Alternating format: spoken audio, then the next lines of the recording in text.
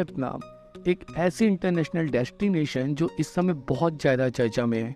तो ज़्यादा बातें ना करते हुए वियतनाम की इस सीरीज में हम सबसे पहले आते हैं वियतनाम के वीज़ा पर, जो कि बहुत ही आसानी से हमें मिल जाता है। इसके लिए आपको किसी एजेंट के पास जाने की जरूरत नहीं है, क्योंकि इस आसान से काम के एजेंट आपसे अच्छे खासे पैसे चार्ज कर देते हैं। तो वीडियो शुरू करने से पहले आपसे रिक्वेस्ट है कि सबसे पहले चैनल को सब्सक्राइब कर दें और वीडियो को लाइक कर दें।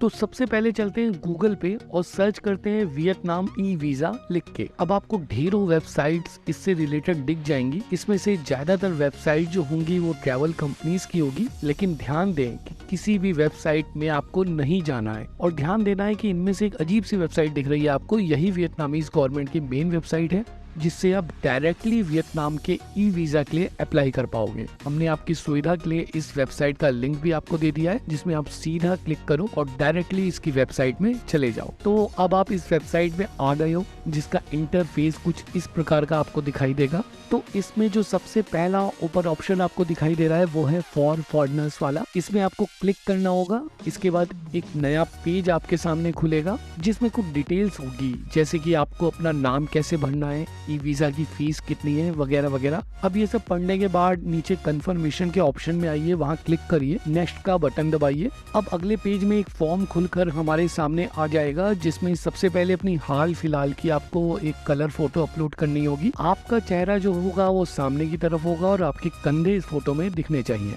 आपके जो पीछे का बैकग्राउंड होगा वो व्हाइट हो या फिर लाइट कलर का ही होना चाहिए।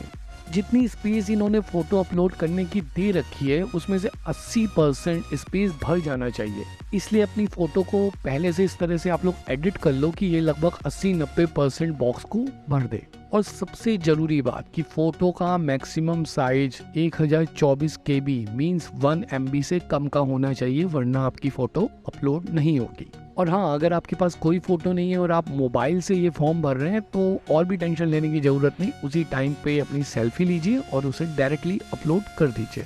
उसके बाद आते हैं पासपोर्ट को अपलोड करने में। इसमें आप अपने पासपोर्ट का वो पेज जहाँ आपकी फोटो होती है, आपका नाम होता है, आपकी जन्मतिथि वगैरह वगैरह जो काम की चीजें होती है वो होती हैं, उस पेज को आपको अपलोड करना है। आपकी पासपोर्ट की फोटो हॉरिजेंटल होनी चाहिए। और सबसे जरूरी वही बात कि फोटो का मैक्सिमम साइज, यहाँ पे आपको थोड़ा सा ऑप्शन दे रखा है ज्यादा का, maximum size 2048 KB means 2 MB से कम का होना चाहिए। अब आगे आते हैं अपना नाम भरने में। नाम भरने में हमें ध्यान देना होगा कि हमें इनके इस रूल को फॉलो करना है, जिसमें नॉर्मली पहले अपना सरनेम जो होता है वो भरना होता है, फिर अपना नाम भरना होता है। बाकी अपने पासपोर्ट की इस लास्ट लाइन को आप भी ध्यान से देख लें कि पहले और बाद में क्या लिखा गया है आपके पासपोर्ट में, और उसी हिसाब से आपको अपना सरनेम पहले है तो सरनेम पहले लिखना है, उसके बाद अपना नाम लिखना है। इसके बाद अपना sex, date of birth, nationality और रिलीजन, ये 4 चीजें भर दी जाएंगी। अब आपके पास एक बहुत जरूरी सा ऑप्शन आता है ईमेल का। इसे आप बहुत ध्यान देकर भरें, क्योंकि इसी ईमेल से ही आपका सारा का सारा कम्युनिकेशन जो है वो वियतनाम के इमिग्रेशन डिपार्टमेंट से होगा। अब आते हैं आपके पासपोर्ट नंबर पर। इसमें भी किसी तरह की गलती आपको नहीं करनी है और बिल्कुल सही पासपोर्ट नंबर भरना है। अब आगे पासपोर्ट टाइप पूछा है, उसमें ऑर्डिनरी पासपोर्ट ही होता है जनरली, तो उसे हम क्लिक करेंगे और फिर एक्सपायरी डेट पे जो पासपोर्ट की एक्सपायरी डेट होगी उसे फिल करेंगे। अब इसके आगे एक और ध्यान देने वाला ऑप्शन आएगा, जिसमें आपको इंटेंडेंट डेट ऑफ एंट्री पूछी जाएगी। यहाँ आपको अपने जाने की डेट भरनी है, या फिर अपने जाने की डेट से 2-4 दिन पहले की कोई भी डेट भरी जा सकती है, लेकिन भूल कर भी अपने जाने की डेट के बाद की कोई भी डेट ना भरिए। एक बात और, आज की डेट में जो वियतनाम का ई वीजा है वो 30 दिनों के लिए मिलता है, इसलिए ये ऑटोमेटिकली आपको मैक्सिमम 30 डेज का ही मिलेगा। इसलिए आप इसके बाद वाला जो ऑप्शन आ रहा है कि intended length of stay in Vietnam, number of days, को ऑटोमेटिकली 30 डेज ही फिल होने दें। इसमें आप कुछ भी एडिटिंग ना करें, वो ऑटोमेटिकली जनरली ले लेता है 30 डेज।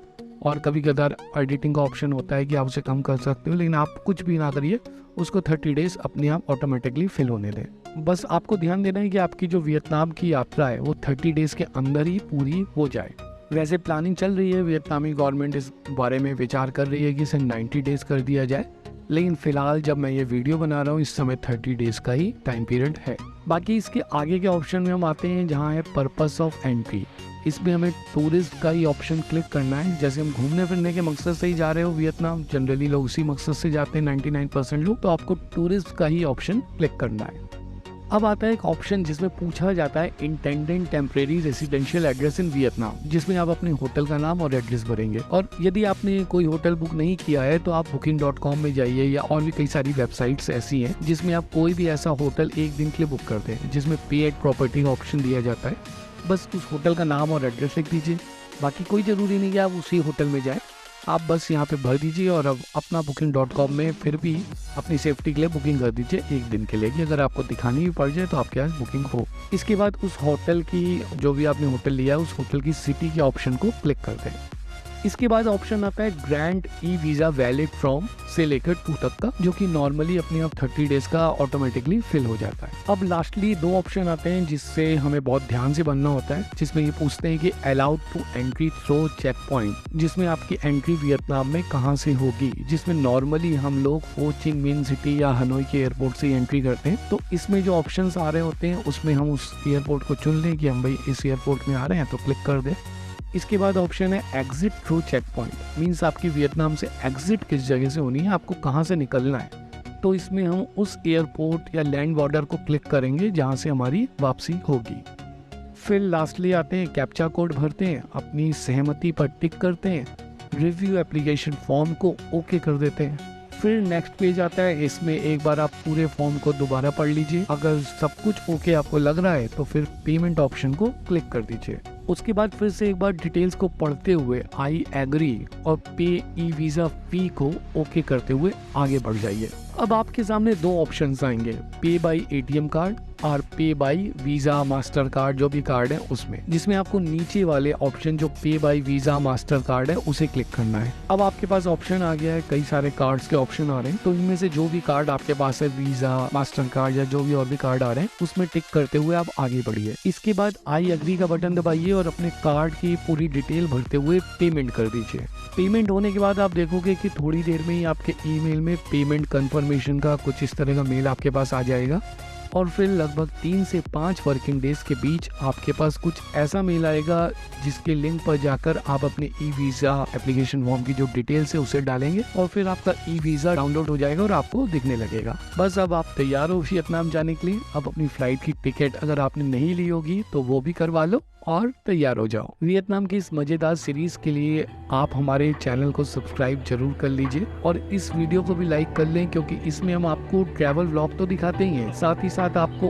उस जगह की, उस प्लेस की सही और मजेदार जानकारियां जो होती है, नॉलेज होती है, उससे भी आपको रूबरू करवाते रहते हैं। तो बने रहिए हमारे लाइफ इन चैनल के साथ तथा इसे और भी लोगों के साथ शेयर करते चलिए। धन्यवाद।